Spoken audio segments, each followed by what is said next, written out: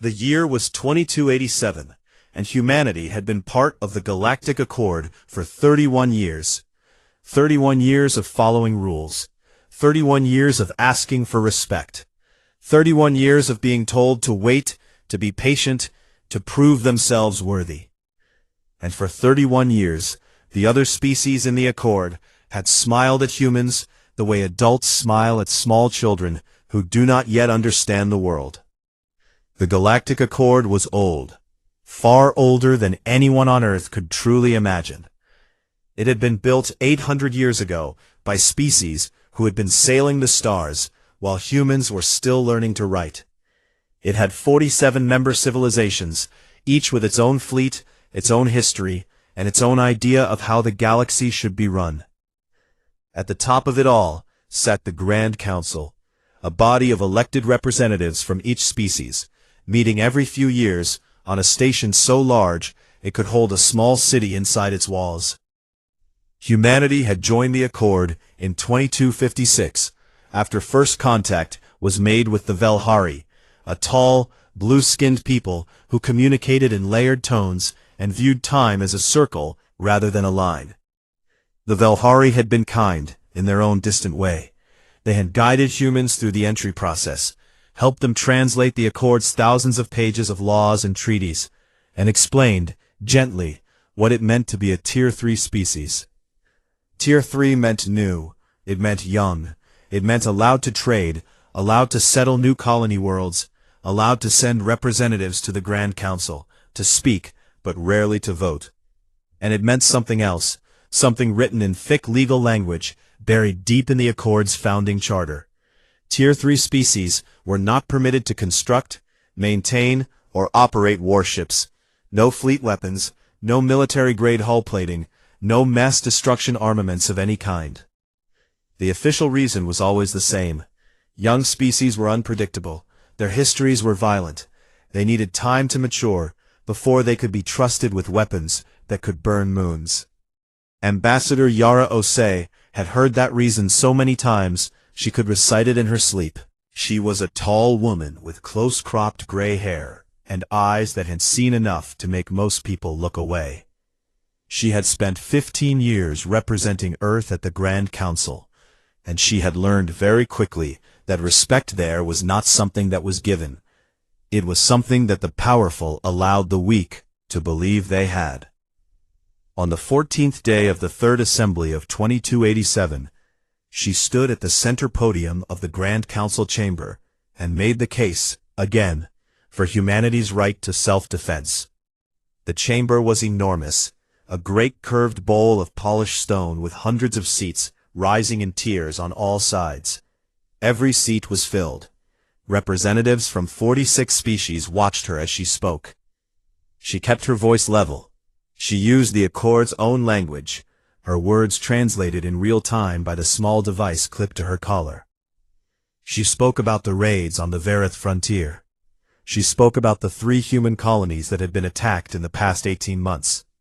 She spoke about the people who had died. Human colonies on the Vareth frontier had been growing for a decade. Vareth was a cluster of systems on the outer edge of explored space, rich in minerals and with 2 planets well suited for farming. Humans had worked hard to build there. They had brought families, built schools, raised buildings from the red soil, and planted seeds in ground no human hand had ever touched before. Then the Kreth came. The Kreth Dominion was a powerful, aggressive civilization, and an Accord member in good standing. They had claimed for generations that the Vareth systems were part of their historical territory. The Grand Council had never formally agreed with that claim, but it had never formally disagreed either. It was the kind of legal gray area that powerful species created on purpose, because gray areas were useful things to have when you wanted room to act without consequences. The first raid came on a colony called New Harrow. It was a small settlement, maybe 3,000 people. The Kreth ships appeared out of FTL without warning, fired on the colony's infrastructure, destroyed 2 of the landing pads and the main water processing plant, and were gone before any kind of distress signal could reach a relay station. 41 people died. The Accord issued a statement expressing concern and calling for restraint.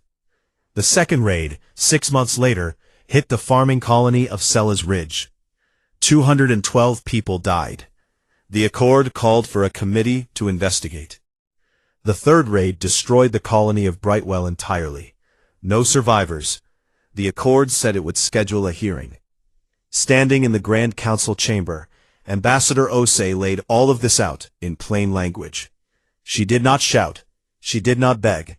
She simply described what had happened and asked the assembled representatives of 46 civilizations what they planned to do about it.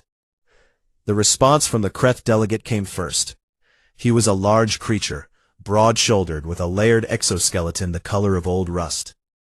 He stood at his own podium across the chamber and spoke in the Kreth language, which the translators rendered in cool, flat tones. He said that the incidents on the Varath frontier were an internal matter. He said that human settlers had established themselves in disputed territory without proper authorization. He said that the Kreth Dominion regretted any loss of life, but could not be held responsible for the consequences of human trespass. Then the representative from the Solhari Collective spoke. Then the delegate from the Muir Federation. One after another they offered the same careful, bloodless language. Regrettable, complex, under review, premature to assign blame. Not one of them suggested that the Kreth should stop. The vote on a formal censure failed 39-8. Ambassador Osei walked out of the Grand Council chamber into the long corridor beyond, and she stood there for a long time, alone, looking at the floor. On Earth, the footage of the council session ran on every news service for 3 days. The reactions were not calm. People filled streets in a dozen cities. Families of the dead from Brightwell and Sellas Ridge and New Harrow stood in front of cameras and said the same thing in 100 different ways. That the Accord did not protect them. That the prohibition on warships was not a rule designed for their safety. That it was a cage. In a secure conference room inside the UN Space Command headquarters in Geneva, 12 people sat around a long table and listened to a recording of the Grand Council session in silence. When it ended, the chair of the meeting, a retired admiral named Gus Tanaka, set his hands flat on the table and looked around the room. He did not make a speech. He did not talk about justice or revenge or history. He said 4 words. We start tonight. Quietly. That was how Project Unshackled began.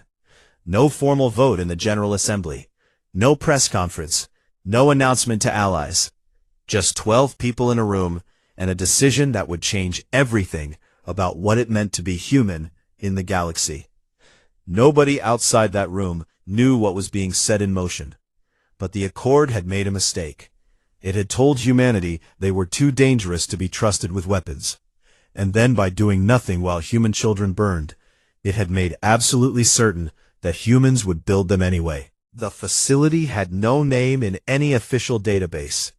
On the Accord's shipping registry, the coordinates it occupied belonged to something called the Callisto Deep Extraction Station 7. A mineral processing operation licensed to a company called Bren-Holt Industrial Resources, which was itself owned by a holding company, which was owned by another holding company, which, if you traced it far enough, through 9 layers of corporate paperwork, eventually connected to a small investment firm in Reykjavik that had not filed a public report in 4 years.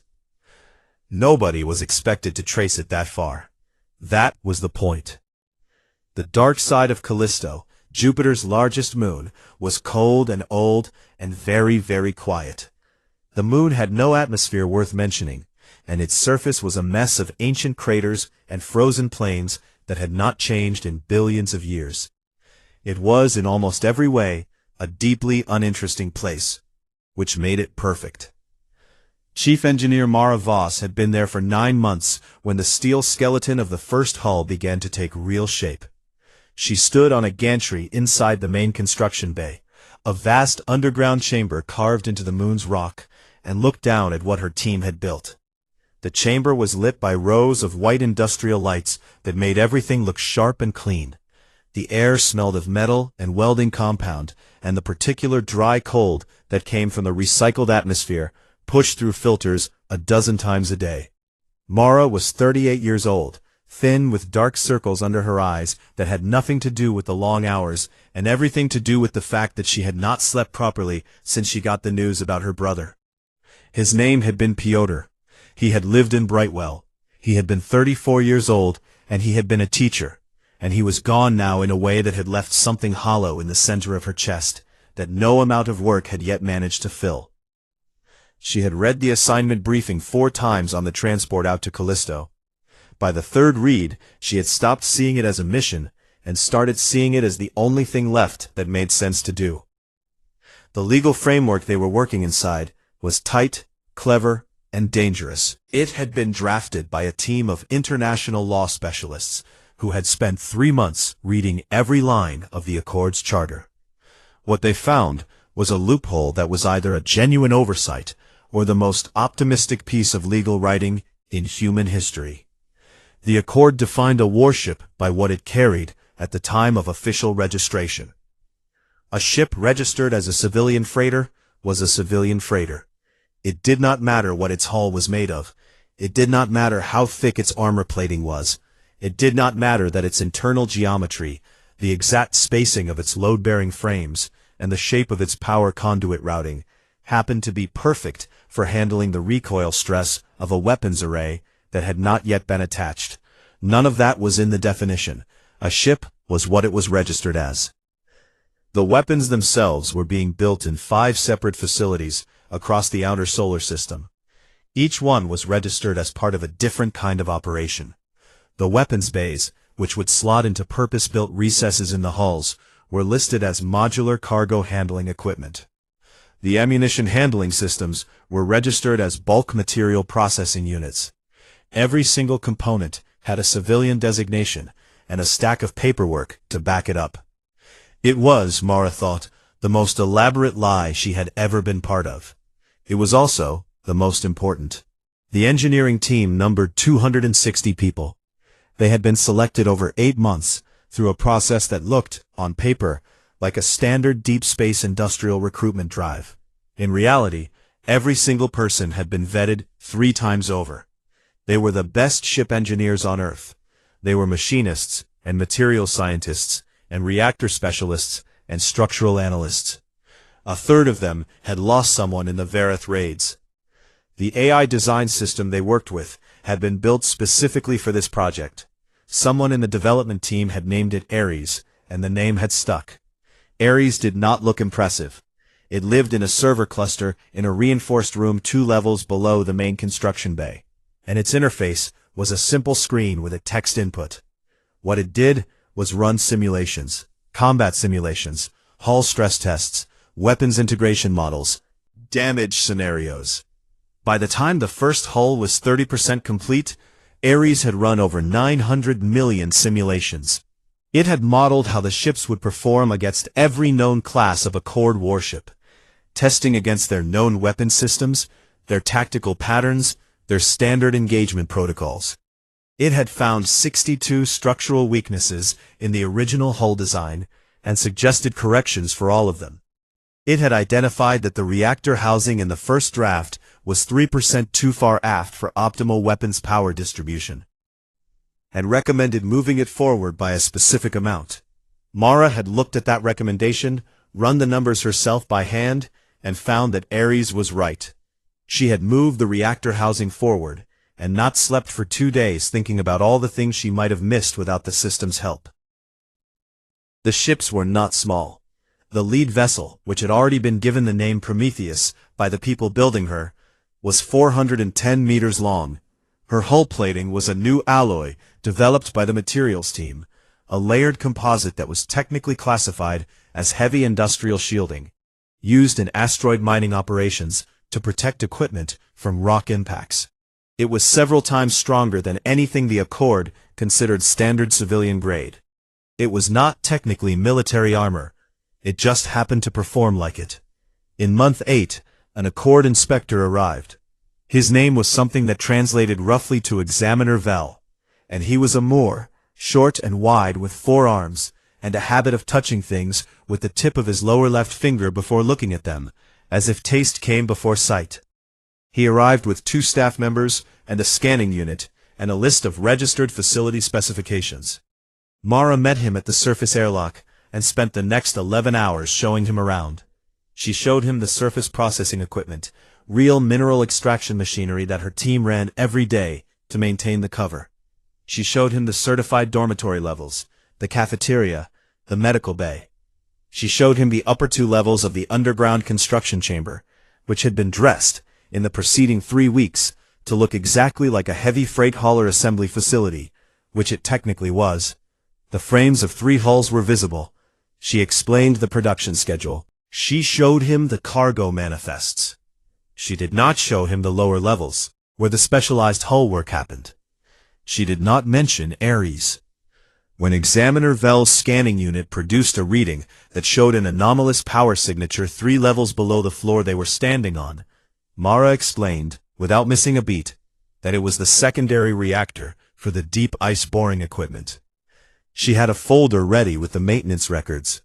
Vell looked at the folder, touched it with his lower left finger, and handed it back. He filed a clean report. Callisto Extraction Station 7 was in full compliance with Accord regulations. After he left, Mara went back to the construction bay and stood at the gantry railing for a long time. Her hands were shaking slightly, which she found irritating. She had not been afraid during the inspection, not exactly. What she had felt was something closer to fury, quiet and compressed. That a Moore inspector with a scanning unit could have ended everything. That they were doing something extraordinary in secret, because the people who ran the galaxy had decided that humans did not deserve to do it openly. The shaking stopped after a minute. She gripped the railing, looked down at the hull of Prometheus, and got back to work. 2 months after the inspection, the lead hull was complete. 13 other hulls were in various stages of construction across the 7 hidden facilities, at Callisto, at Titan, in the asteroid belt, and at the 2 deep space dry docks that did not appear in any navigation chart that was not classified at the highest human security level. Prometheus sat in the construction bay, fully framed, plated, and internally fitted.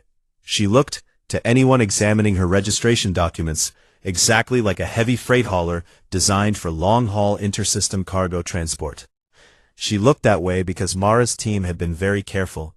She looked that way because the weapons had not been attached yet. The proposal had been submitted 6 weeks in advance, drafted by 3 different legal teams, reviewed by the UN Secretary General, approved by the Security Council, and translated into the 47 official languages of the Galactic Accord. It was a formal request, structured according to the Accord's own procedural code, asking the Grand Council to consider granting humanity Tier 2 status, which would include the right to military sovereignty and the removal of the warship prohibition. It was the 5th time humanity had submitted such a request. Each previous attempt had been rejected without a formal vote. This time, Ambassador Osei had insisted on a full-session debate. She had a right to it under Article 19 of the Accord Charter, which allowed any Tier 3 species to petition for status review every 5 years. It could not be dismissed without at least being heard. The Grand Council chamber was full. Observers from dozens of species crowded the upper galleries. Representatives sat in their appointed seats in the great curved bowl of the chamber, some of them already wearing expressions that made it clear they had made up their minds before a single word was spoken.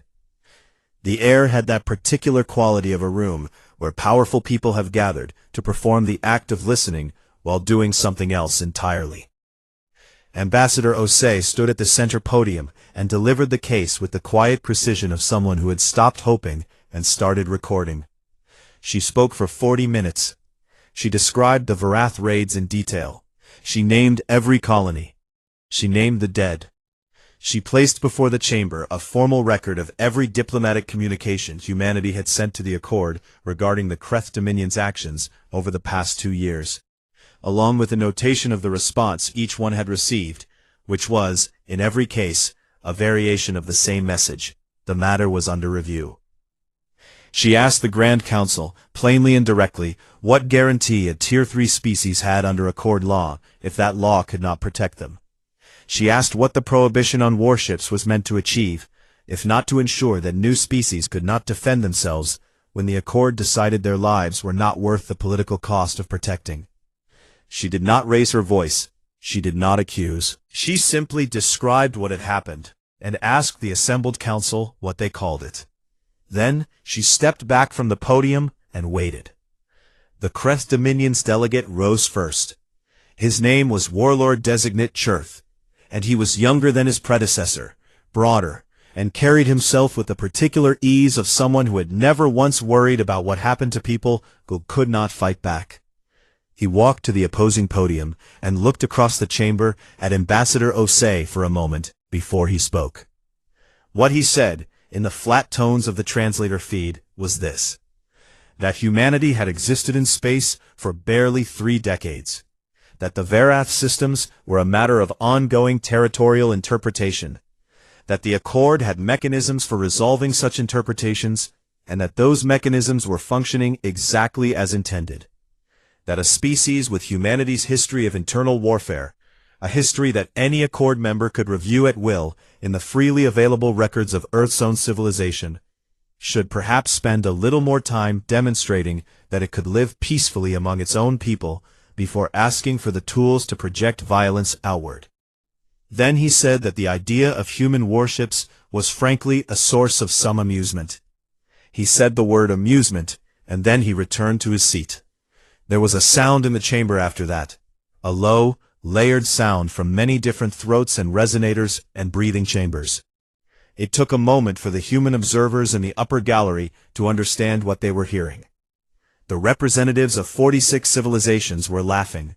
Not all of them, but enough. The sound spread through the curved chamber in waves, some of it polite, some of it less so. The delegate from the Sarathi Imperium leaned toward a neighbor and said something, the two of them exchanging the particular body language of shared mockery. The Moor representatives in the 3rd tier were making a clicking sound with their lower arms that the human linguists had long ago identified as a sign of derision.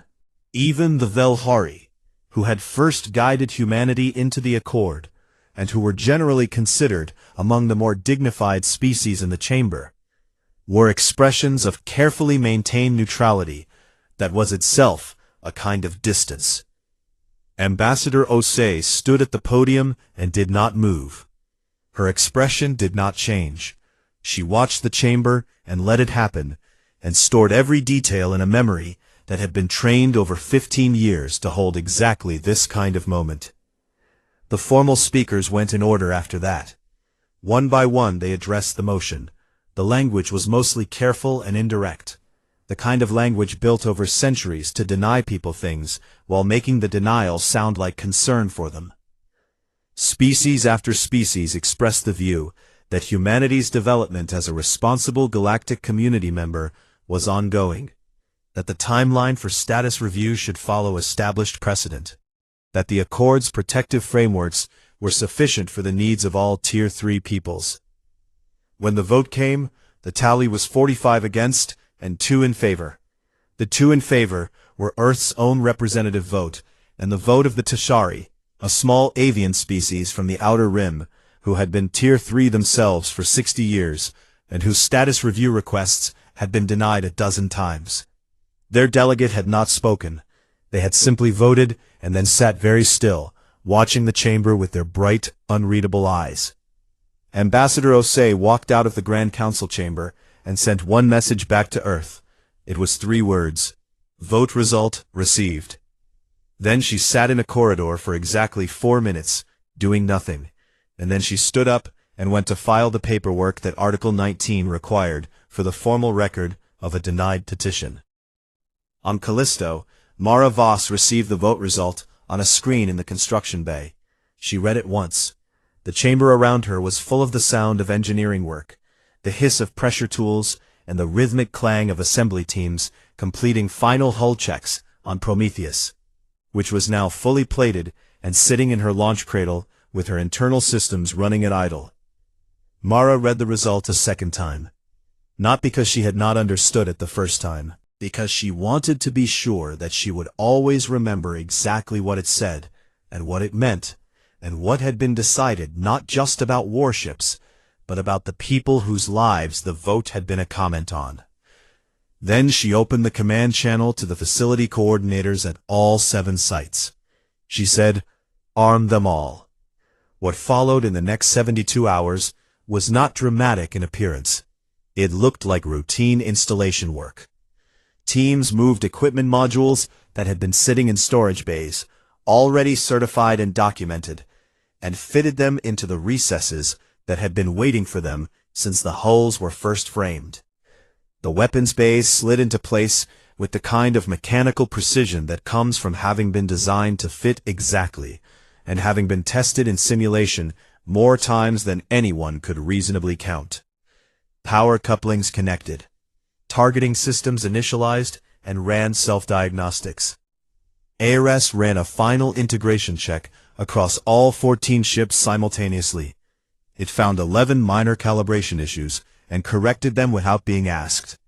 It flagged 1 non-critical sensor alignment on Epimetheus and recommended a manual adjustment. The adjustment was made. By hour 60, Prometheus was armed. By hour 68, the fleet was armed. All 14 ships. They were still registered as heavy freight haulers. That was true in the way that a great many things are technically true. But when Prometheus rose slowly from her cradle in the underground bay, and her engines lit to full power for the first time, filling the chamber with light and a low vibration that the crew felt in their chests, she was not a freight hauler. She had never been a freight hauler in any sense that mattered. She was a warship. The first human warship built in defiance of a galaxy that had decided humans should not have them. And then Epimetheus launched. And then Forge of Nations. And then 11 more. 14 ships rose from 7 hidden facilities across the outer solar system and formed up in the dark between Jupiter and the edge of human space. They ran quiet, their transponders broadcasting the civilian codes they had always used, their external profiles looking like exactly what their paperwork said they were. They held their formation and waited for orders. The orders were already prepared. They had been prepared for 3 months. Mara knew this because she had helped write them. She had sat in a room with military strategists and read every intelligence report on Kreth Dominion patrol patterns in the Verith frontier. She had looked at the projections and the risk assessments and the casualty estimates. She had looked at the name Harrow's Landing, the 4th human colony on the frontier, the one that had not yet been hit, and thought about the 3,000 people who lived there. Then she had looked at the name of the next target in the Kreth patrol schedule, which the intelligence teams had worked hard to obtain, and confirmed what she already knew. The 4th raid was coming. Prometheus and her fleet were going to be there first. Harrow's Landing had been built on a wide, flat plain between 2 mountain ranges, on a world the colony charter had named Verath 7, at which the people who lived there had taken to calling Red Rock, on account of the deep crimson soil that stained everything it touched. The colony was 6 years old and had grown to just under 3,000 residents. There were 2 main streets, a school that doubled as a community hall, a medical center that was always understaffed, a repair depot for the farming equipment, and a bar called the Long Way Round that had been the first permanent building completed, and which the settlers considered a point of pride. The children born on Red Rock had a particular habit of picking up smooth stones from the riverbed 2 kilometers east of the main settlement and carrying them in their pockets. Nobody had started the habit. It had simply appeared among the first generation of children who had grown up with this world as their only world, as if the planet had worked something into them that they expressed in small, quiet ways. On the morning of what the colony's calendar listed as the 17th of March, a proximity alarm went off at the colony's communications post. The operator on duty, a young man named Roe Castle, who had moved to Red Rock from New Auckland 4 years earlier, looked at his screens and felt something happen in his stomach that was not exactly fear, but was the body preparing for fear. 22 ships had come out of FTL at the edge of the system. Their transponder codes were Kreth Dominion military. Rose sent the distress signal immediately, and then spent 11 minutes watching the Kreth fleet accelerate inward on his screens, doing the calculation he did not want to do, which told him that at their current velocity, they would reach Red Rock's orbit in approximately 4 hours. He sent a second signal, and then a third. He broadcast on every emergency frequency the colony had access to. The colony's administrator came into the communications post. The doctor came. Teachers came. People started moving toward the emergency shelters. Nobody expected those shelters to matter much. They had been built to accord civilian standards, which meant they were designed to protect people from weather and from the kind of accidents that happened during resource extraction work. They were not designed for this. Then Rose's screens showed something else. Something coming in from the direction of the inner system, from the dark space between the colony's star and the gas giant that shepherded Red Rock's orbital path. Multiple contacts, moving fast, transponders broadcasting civilian freight codes. He stared at them for a long moment. He sent a hail. He waited. Captain Dion Asher answered the hail from the bridge of Prometheus, while his crew was still running the last pre-combat checks. He had a calm voice, which was a professional habit, and dark eyes that in this moment were watching 6 different screens at once. He was 44 years old, and he had commanded vessels before, though not like this one. And he had been in dangerous situations before, though not like this one either. He told the communications operator at Harrow's Landing that they were inbound, that they had seen the distress signals, and that the colony should get its people into shelter and stay there. Ro Cassell recorded that conversation and kept the recording for the rest of his life. Prometheus came out of her fast approach burn and decelerated into the engagement space between the incoming Kreth fleet and Red Rock's upper atmosphere, with 4 escorts spreading to flanking positions. The geometry had been calculated by Ares and confirmed by the tactical team. They were taking the inside position between the Kreth and the planet. If the Kreth wanted to reach Harrow's Landing, they had to come through the human ships first. The Kreth fleet commander opened a channel.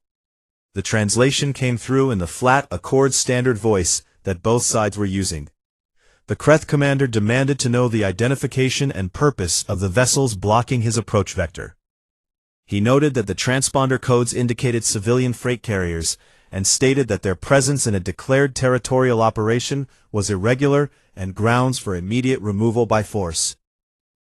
Dion looked at his comms officer, who gave him the open channel indication. He said, "We updated our registration." Then the Kreth commander began what sounded like the opening of a formal warning transmission, the kind that preceded an enforcement action against civilian vessels. Dion had been told, by the strategic planners who had spent 3 months preparing for this moment, that it was important not to fire first. Not for legal reasons. The legal situation was already so complicated that a few more seconds would not change anything. The reason was simpler. He wanted the Kreth commander to understand very clearly that what was about to happen was the Kreth commander's own choice. The first Kreth weapon fired at Prometheus hit her on the port bow quarter. The impact shook the bridge hard enough that one crew member was thrown from his station. The hull plating held. The damage assessment came in 2 seconds later, showing superficial scoring and no penetration. Dion gave the order. What followed was not the kind of battle that the Accord's military theorists wrote about. Those battles followed established doctrine, the product of centuries of codified engagement rules, between species who all understood the same tactical language, and who, at some level, expected each other to behave in familiar ways. There was a grammar to Accord warfare, a set of moves and countermoves that each side understood, even while trying to defeat the other. The human ships did not follow that grammar. They had been designed by engineers who had spent years studying every Accord engagement on record, and identifying every assumption that Accord commanders made, every rhythm they relied on, every moment of predictable behavior. Eris had run 900 million simulations specifically to find those patterns, and then find ways to break them. Prometheus drove straight through the center of the Kreth formation, rather than engaging from range. This was not the correct thing to do by any Accord tactical doctrine, because it brought her into close range of multiple enemy vessels simultaneously, which should have been catastrophic. It was not catastrophic because the Ares tactical system was managing her shield cycling and point defense faster than any crew could manually coordinate, and because her hull could absorb hits that would have broken apart a standard Accord warship. The Kretz ships were not accustomed to targets that kept moving after being hit. They were not accustomed to opponents who ignored the standard engagement distances. They were not accustomed to weapons fire that came from directions their tactical systems had not flagged as probable attack vectors, because Ares was continuously updating approach angles in ways that their automated defenses were 2 to 3 seconds behind in compensating for. 2 of Prometheus's escort ships took heavy damage in the first 20 minutes. One of them, the Endurance, lost her primary engine array and had to run on secondary propulsion. Her crew kept fighting. Her weapon systems kept firing. The Kreth fleet tried to regroup twice. Ares identified both attempts and fed course adjustments to the human ships before the Kreth maneuvers were complete. The second regrouping attempt ended when the Kreth flagship took 3 successive hits to her command section, and her formation coordination stopped. After that, the Kreth ships began breaking away. Not all at once. One, then another, then a cluster of 4 moving in the same direction, pushing out of the engagement zone and accelerating toward the FTL threshold. The human ships let them go. Dion had been clear about that in his pre-battle briefing. The goal was not to destroy them all. The goal was to make them leave. The last Kreth ship crossed the FTL threshold at 1 hour and 14 minutes after the first shot was fired. The engagement space around Red Rock went quiet. On Prometheus's bridge, nobody cheered.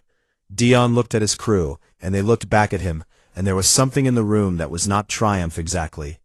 It was more like the feeling of having done a thing that could not be undone, which was both right and heavy in a way that was hard to separate from each other. The damage reports came in. Endurance was in serious trouble and needed immediate repair support. Steadfast had hull breaches in 2 sections that were contained but critical. The casualty list built up slowly across the fleet's medical channels. 31 dead. The numbers kept updating as the medics worked, and Dion watched each update come in without looking away. 31 people who had been alive when they launched from the dark space between Jupiter and the frontier, and who were not alive now. He thought about Harrow's Landing, about 3,000 people who had been in shelters, who were coming out now, who were alive.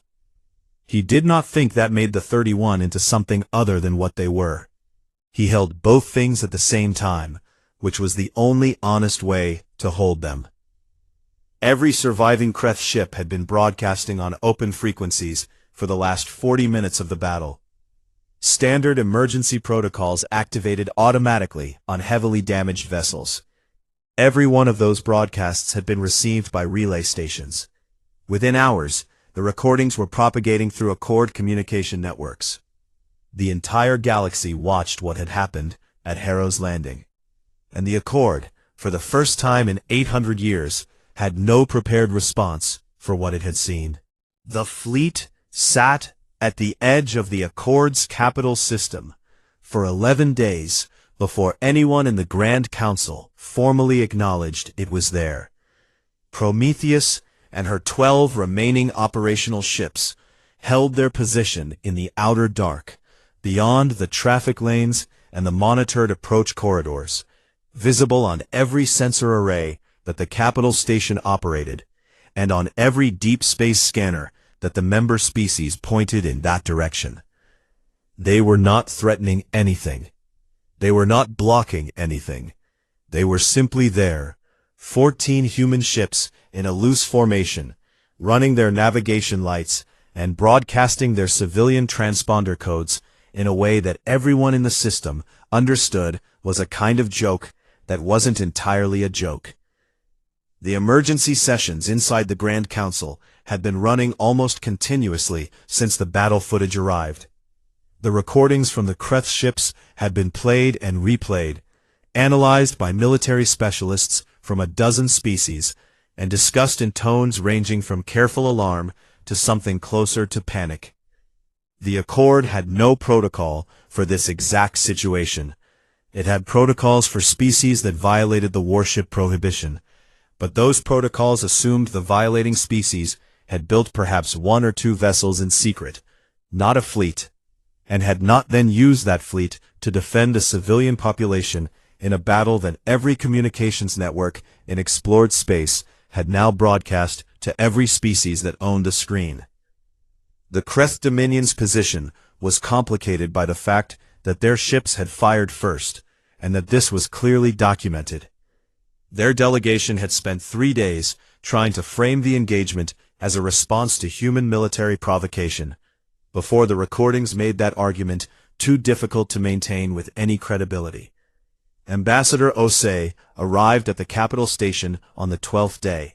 She came alone, on a shuttle, through the standard civilian docking procedures, and she walked through the station's corridors with the same careful, upright bearing she had always used, nodding to the station staff who recognized her, ignoring the representatives of several species who looked away when she passed. She was shown to the same chamber she had addressed 5 times before. The Grand Council session that day was not open to observers. The gallery was closed. The chamber held only the representatives and their immediate staff. Osei noted this as she took her position at the center podium. She thought about the last time she had stood here, and the sound the chamber had made, and she filed that memory in the same place she filed all the ones that mattered most. She spoke for 25 minutes. She did not talk about the battle. Everyone in the room had seen the recordings far more times than necessary. She did not talk about the fleet waiting at the edge of the system, because mentioning it as a pressure tactic would undermine the point she was actually making. She talked about law. She said that humanity was formally notifying the Grand Council of its withdrawal from the Warship Prohibition Clause of the Tier 3 membership agreement, effective immediately. She was careful to use the word notifying and not requesting. She said that under the review provisions of Article 31 of the Founding Charter, a member species could withdraw from specific clauses of its membership agreement under circumstances of demonstrated failure of Accord protective obligations, and that she was prepared to submit the full legal argument and evidentiary record if the Council wished to review it. Though she suspected that most of the representatives in the room had already had their own legal teams look at Article 31 in some detail over the past 11 days. She said that humans had not built their ships to conquer. They had built them because they had learned, at the cost of 3 burned colonies and the lives of their people, that no one else would protect them. They had followed the Accord's rules. They had used every process the Accord offered. They had asked for justice and been given procedures. They had asked for protection and been given committees. They had asked for the right to defend themselves and been told they were too dangerous to be trusted, while the species that killed their children sat in that same chamber and voted and were trusted completely. She said that humans understood the Accord was old, and that its structures had been built with care over centuries, and that she was not standing here to tear those structures down. She was standing here because her people had needed something and had not been given it, and had therefore built it themselves, and were not going to apologize for that, and were not going to pretend it had not happened, and were not going to sit in another session in another year and ask for another vote that would go 45-2. She said, very quietly, that she wanted to be understood, that she was not there to threaten anyone, that the fleet at the edge of the system was not an invasion and would not become one. She said that humans were not standing in that chamber trying to prove they were dangerous. They were standing there, she said, so that no one in that chamber would ever again believe they were not. Then she sat down. The session lasted 9 hours. Osei remained in the chamber through all of it, listening to the deliberations, answering questions when they were addressed to her, providing documents and legal citations as requested. The arguments were long and complex, and often seemed to be about something other than what they were technically about. Several species spoke with visible tension. Old alliances shifted in ways that the observers watching from outside the closed doors could not see, but that the representatives inside could feel clearly. The Crest Dominion's delegation went very quiet after the third hour, and stayed that way. At the end of the session, 3 things happened. The Grand Council voted, by a margin of 29 to 16, to accept the formal notification of withdrawal from the Warship Prohibition Clause. It was not a vote in favor of human ships. It was an acknowledgement that the legal argument was sound enough, and the political cost of rejecting it was too high. Osei noted the margin and the faces, and did not express what she felt about either. The Council also voted to open a formal war crimes investigation into the Creth Dominion's actions on the Varath frontier. This vote passed 24 to 23, the slimmest margin possible. Osei had been told before the session that this vote was the one that mattered most to the families of the dead. She had not told the Council that, but she had made sure the evidentiary record was thorough enough to make it possible. The third thing that happened was quieter and did not involve a vote. Osei's secure communication channel received 7 private messages in the hours after the session ended. Each one was from the diplomatic representative of a small species, none of them Tier 2 or above, all of them members of the Accord for decades longer than humanity had been. The messages were careful and indirect, because careful indirectness was a habit that came from long experience with what happened to small species who were too direct about the wrong things. But the meaning in each of them was the same. They had been watching what humans had done. They had been watching for a long time. They would like to talk. Mara Voss was in the main engineering bay of Prometheus when the session results came through. She had spent the last several days overseeing repair work, which was detailed and slow, and deeply familiar in the way that fixing things was always more comfortable than waiting for decisions to be made. She read the results on a screen while a technician worked on a power relay 2 meters away, the sound of tools filling the bay. She read the war crimes investigation approval twice, and sat with it for a long moment. Then she went back to the upper deck and stood at the observation viewport that she had stood at 100 times since Prometheus was first operational. Jupiter was visible from here as a pale brightness against the dark, small with distance, the way large things sometimes looked when you were far enough from them. The stars were everywhere, as they always were, dense and cold and very old. A young engineer from the repair team appeared at the hatchway behind her.